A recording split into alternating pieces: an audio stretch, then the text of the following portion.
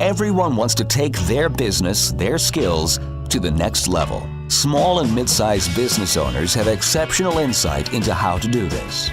They endure and thrive because they find ways to overcome the challenges that come their way, and they can teach us valuable lessons to apply to our own companies and lives. Stephen Nooner, founder and owner of Alkali, a company with a unique process that helps businesses more effectively buy and manage their insurance programs. And Bob Gibbons, builder of Riata Commercial Realty, a real estate advisor and tenant advocate, are two prominent Metroplex businessmen who, along with their weekly guests, will ask their and your probing questions, finding impactful solutions that will help you reach for the next level. Here are your hosts, Stephen Nooner and Bob Gibbons. Welcome to The Next Level, conversations that propel business. I'm your host, Stephen Nooner. And this is Bob Gibbons, and we're here with another great guest today, as we always are. We're so consistent. I love it. We got to make up for our deficits with great guests. Got to have great guests if you're not going to have great hosts. So today our guest is Schuyler Lehman, and Schuyler is the founder of Mission Advancement. And Mission Advancement is a really cool company. He started this way back. I'm not going to say quite how far back, but it starts with a 3. And since he started it, they raised money for nonprofits, and they've raised over $5 billion, yes with a B, $5 billion for nonprofit organizations, social service, religious, educational, civic, etc. And they've done this with over 50 campaigns where they solicit major gifts, private and public grants, develop strategic plans, conduct board planning retreats. This company does all kinds of stuff. If you need money for your nonprofit, this is the show for you. And written 2 books, too. Yes, yeah. It's written 2 great books. And you can learn more. And by the way, those books are called The Perfect Campaign and The Perfect Development Office. That was a test. I wanted to make sure you were paying attention. I am. And you can find out more at missionadvancement.com. Welcome, Schuyler. Welcome. Thank you. Thanks for having me, guys.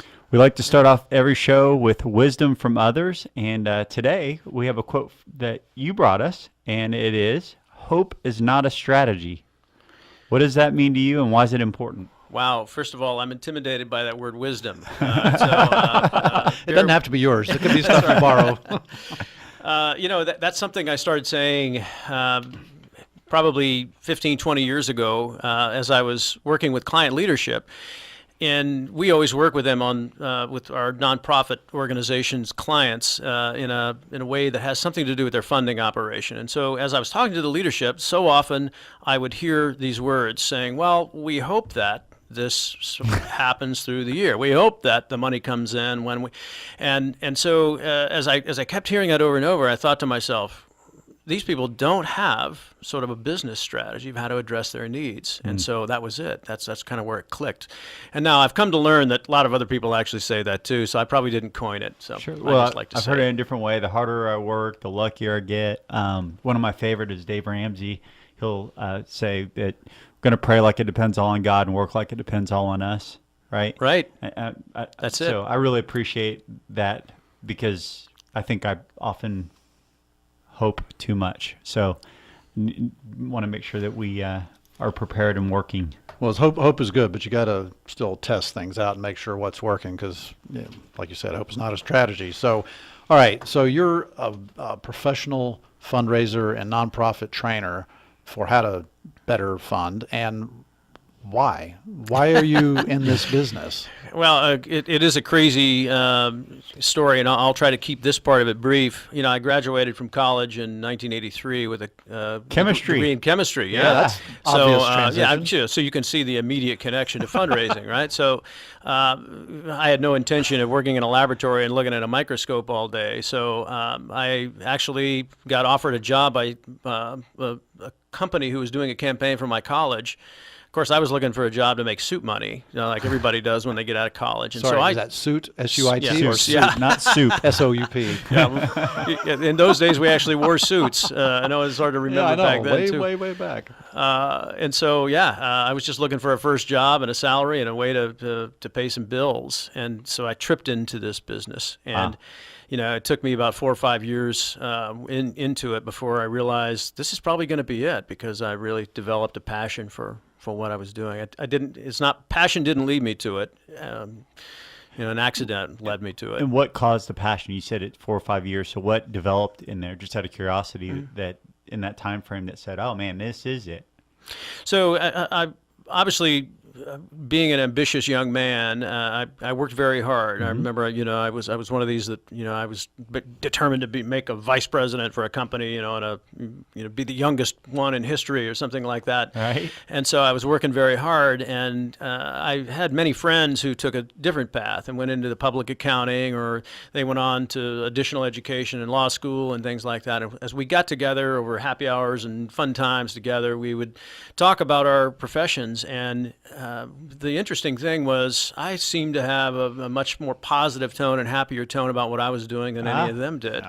And that's when I had to stop and sit back and think, wow, maybe I've got something special going here where I can make a good living, but I'm also doing some good in the world. So where does that go from good living, doing something else in the world, to, hey, I'm going to jump out and start my own company? Well, that didn't happen for a while, and probably like you guys and like anyone else who started businesses, when you do it and you get over the hump and realize it's going to be okay, you wish you would have done it 10 years earlier. So and that was certainly the case for me.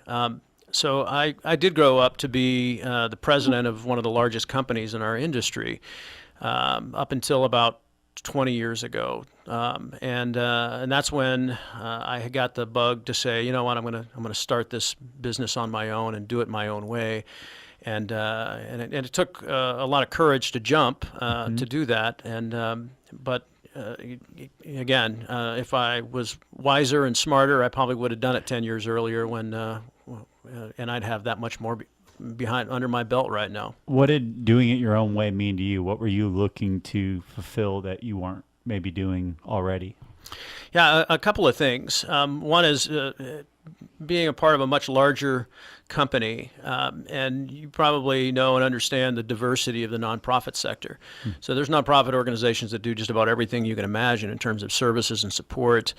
And all of their missions aren't necessarily missions that personally I would have or develop conviction for. And so we were sometimes put in circumstances and situations where we had to lead the charge and represent a mission and really that might run against our personal values.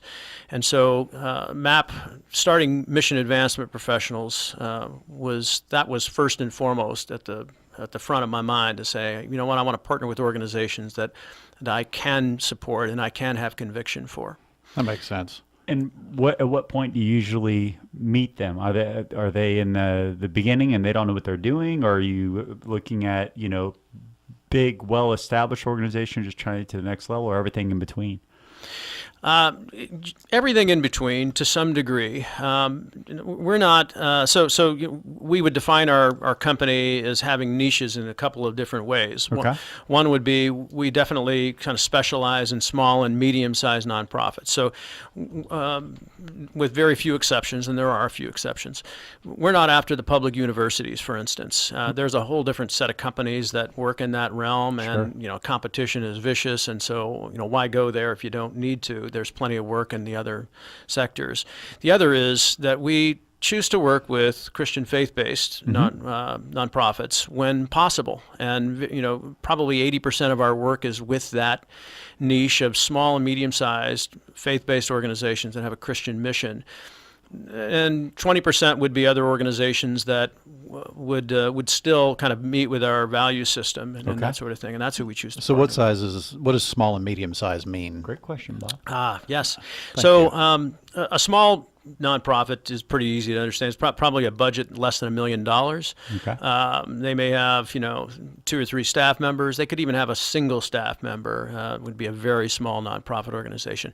And small means probably young and immature, right? So they're they probably started within the last decade, and they're just kind of growing slowly, and they have greater aspirations of getting bigger.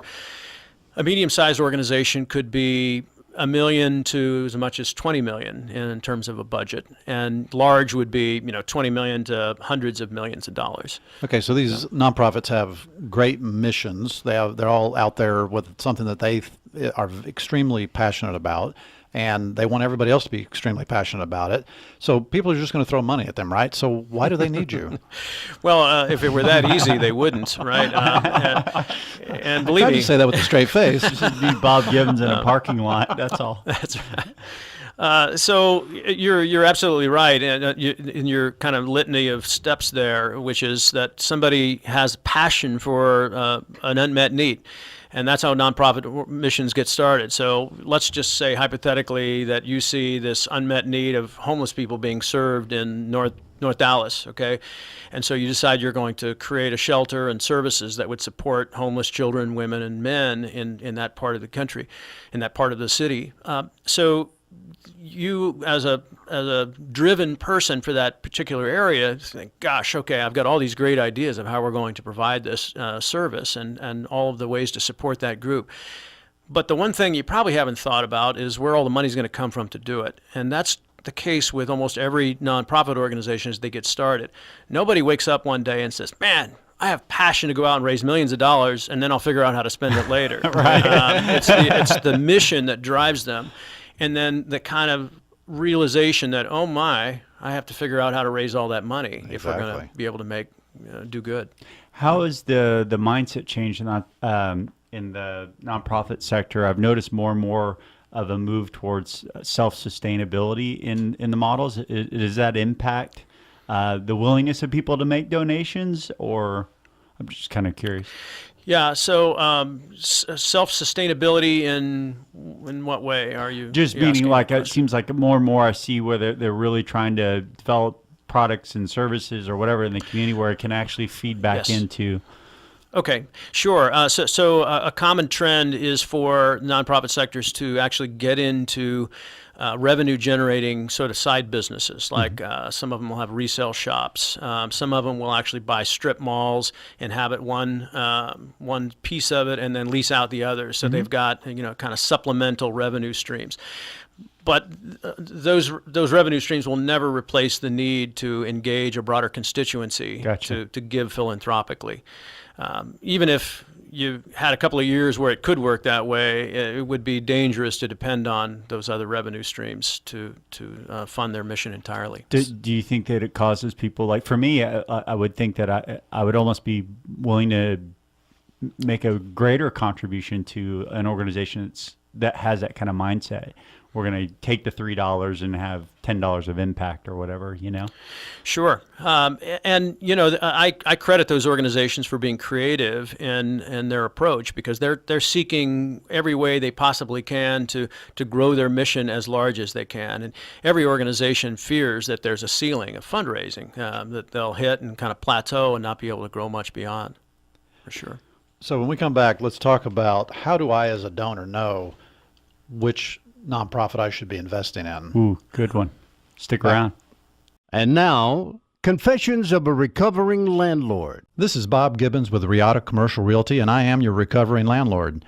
After 20 years as a landlord, I now use that experience only for the benefit of companies that lease or buy office buildings and warehouses. Today's confession: knowledge is power. We all negotiate from a position of power and strength, or at least we want to. In any negotiation, the party with the most knowledge probably has the upper hand. And landlords count on this being the case whenever you're negotiating a lease, because most landlords are professional real estate investors and they hire professional leasing agents and property managers. Landlords are in the market every day negotiating leases, while tenants probably only negotiate 1, maybe 2 leases every few years. So tenants feel outgunned. Don't let landlords have all the power. As a former landlord for 20 years, I understand how landlords think and what motivates them. So let me put that knowledge and experience to work on your side of the negotiation. To learn more, contact me at texastenantrep.com. Again, that's texastenantrep.com. Have you started making plans to take your business to the next level in 2016? Hi, I'm Stephen Nooner, founder and CEO of Alkali. We have a trademark process called the Empowered Advantage that enables CEOs, business owners, and entrepreneurs to more effectively buy and manage their insurance. Before sitting down to make your plans for the new year, here are just a few things to consider. Would you say that you have an actual insurance strategy, one that you can articulate, or have you just purchased a policy here and there over the years? If you have an insurance strategy, was it discussed under the pressure of a renewal deadline or considered earlier in the year to avoid fire drill decision making? If your answer was no to either of these questions, then you may not have the right partner on your team. Visit alkaliservices.com to contact us and take the next step to a bigger and better future. My name is Nelson Simmons, and I am the founder and CEO of Personal MD. And if you're looking to take your health to the next level, you want to stay away from Bob and Steven. Trust me, I'm a doctor. Welcome back. We are with Schuyler Lehman, founder and CEO of Mission Advancement Professionals. To learn more, please visit missionadvancement.com. Okay, before the break, I kind of teased the idea of how do I, as a donor, decide where to put my money, and I use the word investment. And I did that intentionally, of course, because I don't feel like it's just giving money away. I'm investing in some mission. So how should I evaluate where I spend my money? And that's an excellent question that has many variables. And so I'll try to keep this part brief, and we can drill into any aspect of it that you want. The first is you have to consider the size of contribution that somebody might be giving. So if you're talking about writing a check for $100, right? People will do that to almost any kind of organization without a whole lot of thought and scrutiny and that sort of thing. And some kid knocks on the door and is selling cookie dough. He's a nice kid. I don't care what you're raising money for. Here's some money. I'll take the cookie dough, right? So if you're talking about significant commitment, one of the largest gifts that you might give away this year or in your lifetime, then that's an entirely different decision-making process. There's an emotional component, but it's far more cerebral and strategic. And so you're going to be looking at, obviously, the emotional piece. It has to be a mission that you're going to connect with in a very personal way. And then cerebrally, then you have to believe that they can manage that size of an investment. You want to probably understand the impact and the outcomes that will happen as a result of that investment. And that's the difference between somebody making a very large gift and somebody making a very small gift, is the amount of thought and scrutiny that actually goes into those kinds of decisions. So if somebody, let's say they've cashed out, sold a company, made some big money, whatever, and they want to give away a significant amount of money, are there resources that they should be going to help them determine, number one, who they should give the money to, but number two, how they should give that money? What mission they should support is going to be a very personal preference. Okay, Sure. So now you can take the category of missions, and if your passion is education, then you can take a good financial advisor who would probably say, look, as you're selling your company through this transaction, if you want to set up a donor advised fund or give some money away, you can do it in a way that actually won't impact the amount of money you get at all. Okay, it can be part of the sale and part of the transaction, and really what you're doing is taking away some of what Uncle Sam would get, which most people don't mind. Praise the Lord. That aspect of it, and so then the scrutiny begins of finding organizations. There's watchdog organizations for charities out there. One of them's called Charity Navigator, for instance. It's a website you can go to and check up on how effective an organization is in managing its resources that are given to it, and how efficiently they run, and what kind of return on investment you get. The rest is what the organization would be willing to do for you as a donor. And what do you mean by that? That means that if the organization is truly interested in bringing you in as an investor and giving you a different kind of return on so when we use the term investment, it implies return, right? Sure. So you're not going to get a financial return, but there'll be a ministry return or a mission return on your investment.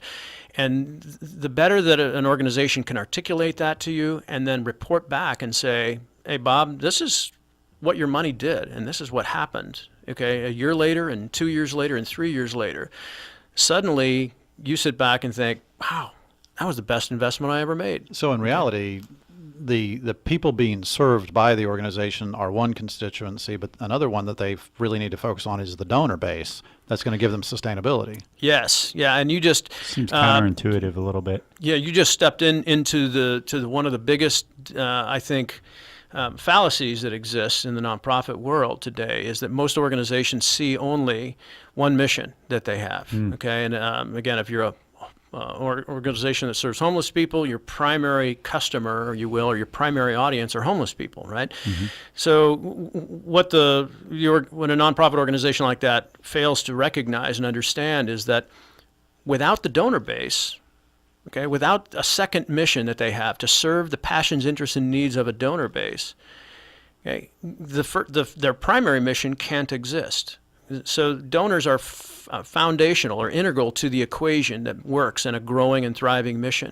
And so unless they acknowledge that and develop a mission statement to serve that second mission of donors, they can't expect the mission to grow and thrive in the future, and have both things stay in balance.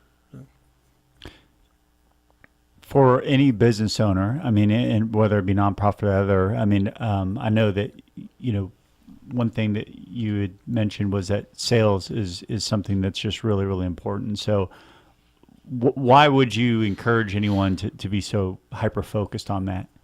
Sure, and I wouldn't, fancy myself a small business guru, although I did it, and we've done it fairly well, I think. God knows we've made a gazillion mistakes along the way and learned from them. But anybody that... I thought you were going to say dollars. Yeah, no, I wish. But when somebody comes to me and says, "Hey, I'm thinking about doing this," where my head goes, and I came up most of my career is on the sales side, is that unless you know how to sell clients, you can have the greatest idea in the world for a service, but if you can't sell it to someone, the business is never going to fly. And so we are a sales-driven firm today, and that's where we think about all the time. Vast majority of our effort and energy is finding our next group of clients. We have good client service, and that has to be in balance with sales, but sales is always out in front and driving our growth path. So there's other companies that do what you do to some extent, but what is the unique value proposition that you guys bring to the table? So we call ourselves relationship-based purists. And that's kind of a weird term. Yeah, I think we made it up, I think. But sounds like a future quote. And what that means is that we focus on the one aspect of fundraising that, and I'm knocking on wood as I'm speaking to you, that will never be replaced by technology. Okay, and that is when 7, 8, and even 9-figure gifts are given to organizations in support of the nonprofit world. Those gifts will probably never be given through social media, through mass marketing means. I can't just Google where to spend $5 billion. That's right. So it happens in the context of very deep and balanced relationships with an ambassador of a nonprofit mission. And that's where those decisions will always be made. Even 150 years from now, those are very deeply personal kinds of decisions that require much dialogue and interaction. And that's our expertise. We generally take an organization into that realm of finding those major and principal gifts, are the terms we use to describe those very large gifts, in support of their mission, where they haven't had the expertise or the resources necessarily to go there. So back to the sales, you almost become kind of their sales force in a way, when it comes to donors. Yes, and while we don't go in and solicit the gifts for them, because it would be inappropriate, right? Sure. We're a hired gun, basically. Right. So our method is to work, to train, to coach, to develop the tools and resources, and then walk with them through the process of engaging those kinds of large resources. Now, I happen to know that your company is a very decentralized company. You have an office in McKinney, Texas, here in the Dallas area, but then you have your employees all over the country. How do you manage that? Well, it seems second nature to me. I've always worked that way, and we were having a conversation before the show that I've never had an office. I don't ever want to have even a desk with my nameplate on it. So it just sort of, I'm afraid somebody would look at it and expect me to be there. And they'd call you Schuyler instead of Schuyler. That's right. It's spelled that way, I understand. So the challenge with it is, first of all, people love it because they have the freedom to, take care of their families and be home for certain things. And generally they have control over their schedule where they can make their son's baseball game or their daughter's dance recital and those kinds of things and still be very effective in the work that they do. The challenge is that you don't have the water cooler or the coffee pot where staff come together and have that sense of camaraderie and, team. And so we have to go to the extra mile to try to create those things virtually. Are there any rituals that you guys do? I mean, because I know from talking that culture is really important to you guys, as it is us. So how do you maintain culture when everyone's spread out? It is. This is probably a cliche thing to say, but hiring is probably the most important thing that we do, and we go to painstaking lengths to make sure that we find the right cultural fit. And that means we may put somebody through, ridiculous number of interviews with people and sometimes second and third interviews with one person. And I'm sure the candidate's scratching their chin going, what? Come on. Yeah. But we do that to make sure that the cultural fit happens. Secondly, virtually, the kind of the rituals or is we have an all hands on deck. Everybody gets on virtually, and we do the faces up on a GoToMeeting with GoToMeeting plug here. Okay. And where we can see everybody, we do that every other week, where we just kind of let everybody talk a little bit and talk about what's going on in their lives, whether somebody's having a baby or whatever it may be, and then we give updates on the company, and so we try to create that virtual water cooler. Interesting. I would think that would be hard. I mean, I've seen a lot of companies that have taken people that have been working from home and bring them all into one spot to create that, and then I've seen others doing just the opposite, getting rid of the office and everybody goes back home. So there's no one size fits all, is there? It's overcorrect from whatever your last problem was. Good point. That actually is probably the case. That's right. That's right. And we do bring them together a couple times a year where we're actually, we can shake hands and everything. So do you feel like when you have that decentralized staff, do you have to rely on them to a greater degree and have to give them more autonomy and decision-making capacity when they're decentralized than if they were all where you can see them and touch them every day? We do, but even their client assignments, we work in as a team, and so when they show up and work on site with a client, sometimes they're there with another team member and they're collaborating, or in the context of their 2 or 3 day visit to that client, they may have 2 or 3 check meetings or check calls with their supervisor, and so we try to keep multiple points within our company and engaged in solving problems. And that's what we really do, right? Every day is every day sort of a series of solving problems. What's next? Growth. While we do work all over the country, we primarily work in 3 regions, and our regional model has really kind of become something that's scalable and allows us to grow in a controlled and quality way. And so we work in Dallas-Fort Worth today, and Austin, San Antonio is the second region, and Minneapolis, St. Paul. We are moving into regions 4 and 5, the Houston area and Awesome. the Chicago area as we speak. Sounds and, exciting. And then we'll add some more. Well, Schuyler, thanks so much for being our guest today. Thank We've you. really enjoyed it. Guests, our listeners, please go to missionadvancement.com and come to nextlevelshow.com for us and past shows. Help spread the word. Have a great week. Bye.